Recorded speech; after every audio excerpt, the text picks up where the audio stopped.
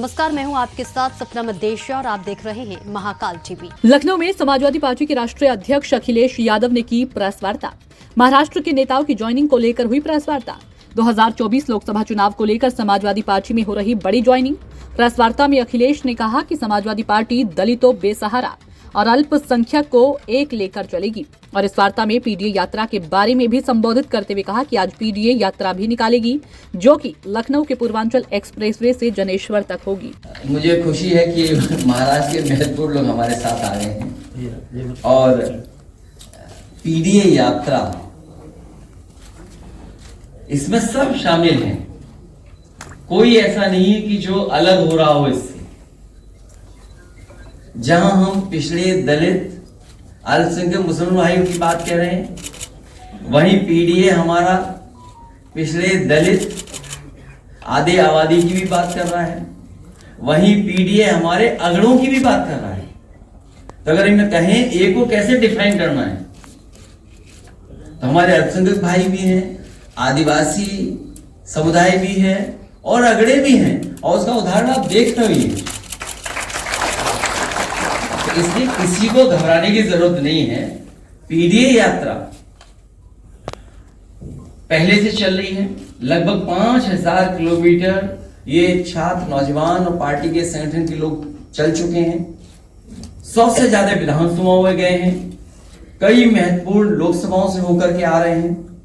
ये पिछले कई दिनों से चल रहे हैं और आखिरकार ये आखिरी में यात्रा 22 नवंबर से पहले सैफई और इटावा में खत्म होगी। आज क्योंकि ये लखनऊ पहुंचे हैं, इसलिए इस यात्रा में मैं खुद शामिल हो रहा हूं। जहां जहां ये यात्रा चली है वहां समाजवादी पार्टी के विधायक, समाजवादी पार्टी के महत्वपूर्ण नेता, संगठन के लोग रहे हैं और लगातार मनोबल, उत्साह बढ़ा है। और ये यात्रा ऐसी है जो भारतीय जनता पार्टी की पोल भी खोल रही है। और जिन मुद्दों को लेकर के हम निकले हैं, सामाजिक न्याय, ट्रांसफर करके किसी छोटे अधिकारी को सजा दे करके, डॉक्टर पे आरोप लगा करके समस्या का समाधान नहीं हो सकता। इसका कोई जिम्मेदार अगर है तो मुख्यमंत्री खुद जिम्मेदार हैं। मुख्यमंत्री खुद जिम्मेदार हैं और डबल इंजन की सरकार जिम्मेदार है, बीजेपी के लोग जिम्मेदार हैं। आखिरकार उन्होंने पर्याप्त बजट क्यों नहीं दिया अस्पताल को? पर्याप्त जो बजट होना चाहिए पीजीआई को क्यों नहीं दिया? या जो आपके अस्पताल हैं उसको क्यों नहीं दिया? इसी प्रेस में मैंने एक बार आपके सामने सवाल किया था और मैंने पढ़ा अखबारों में, बहुत कम अखबारों ने वो बात लिखी थी जो मैंने कही थी कि अगर एक भी जिला अस्पताल भारतीय जनता पार्टी की सरकार में बना हो जिसमें गरीब को इलाज मिल जाए, वो अस्पताल हमें बता दें। वो एक भी सरकारी अस्पताल इनकी सरकार में बना हो जिसमें गरीब का इलाज हो रहा हो तो बता दो हमें आप। ये हमारे बगल में बैठे तूफानी सरोज जी जानते होंगे कि वर्ल्ड क्लास मेडिकल कॉलेज बन रहा था जौनपुर में। क्या जौनपुर में लोग नहीं रहते?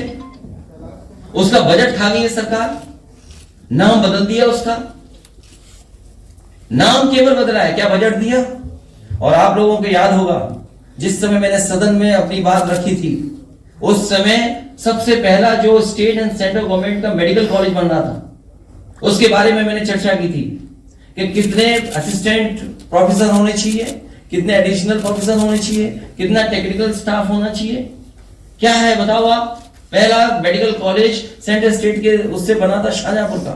उस समय के जो मंत्री थे वो आए थे, मैं सरकार में था, मैं गया था। आज वो पार्टी के प्रदेश राष्ट्रीय अध्यक्ष हैं। बताओ क्या हालत है उसकी? और जो लोग डेंगू से लोगों को ना बचा पाए, जो लोग डेंगू से लोगों को ना बचा पाए, आप डेंगू के आंकड़े देखिए। आप शहरों से क्या आ रहे हैं, गांव से क्या आ रहे हैं। कई गांव में 20-20 लोगों की जान चलेगी, 30-30 लोगों की जान चलेगी। सरकार सो रही है अभी डेंगू से जान जाना। डेंगू जैसी बीमारी का ये सरकार नहीं इलाज करा पा रही है। इलाज इसलिए नहीं हो रहा क्योंकि सरकार पर्याप्त बजट नहीं खर्च कर रही। ये डॉक्टर्स, टेक्निकल स्टाफ और किसी की गलती नहीं है। ये गलती अगर किसी की है तो भारतीय जनता पार्टी की है और ये गलती नहीं है। आप देखो, हम इसके विरोधी नहीं हैं कि किस बच्चे को, कहां के बच्चे को नौकरी मिल जाए। मैं भी कर्नाटक में पढ़ा हूं, दूसरे प्रदेशों में पढ़ा हूं, लेकिन आप मेडिकल कॉलेज में जाइए और देखिए नौकरी कहां के लोग पा रहे हैं। एक ही इंस्टीट्यूशन के, एक ही कोचिंग सेंटर के, एक ही शहर के, एक ही स्टेट के, कैसे संभव है? आप देखिए, अगर लोहिया इंस्टीट्यूट में जो नए लोग नौकरी पाए, कहां के लोग पाए? जाइए सेफ मेडिकल कॉलेज देख करके आइए, किन बच्चों को नौकरी दी है, किन के साथ धोखा करी सरकार। इसलिए मुझे उम्मीद है कि आप इन सवालों को भी रखेंगे अपने नजर में। आज पीडीए यात्रा है, हम आपसे निवेदन करते हैं कि आप लोग भी इसमें शामिल हों। उत्तर प्रदेश की स्वास्थ्य योजनाएं ध्वस्त हैं और बीजेपी केवल साजिश कर सकती है, षड्यंत्र कर सकती है, आप लोगों के माध्यम से रूमर फैलवा सकती है, नई चीज उठा सकती है। इसके अलावा उनके पास कोई चीज जमीन पर दिखाने को नहीं है। और कुछ लोग तो स्टेडियम की रौनक और खूबसूरती को देख करके तस्वीर खिंचाने भी नहीं आए। आपका बहुत बहुत धन्यवाद।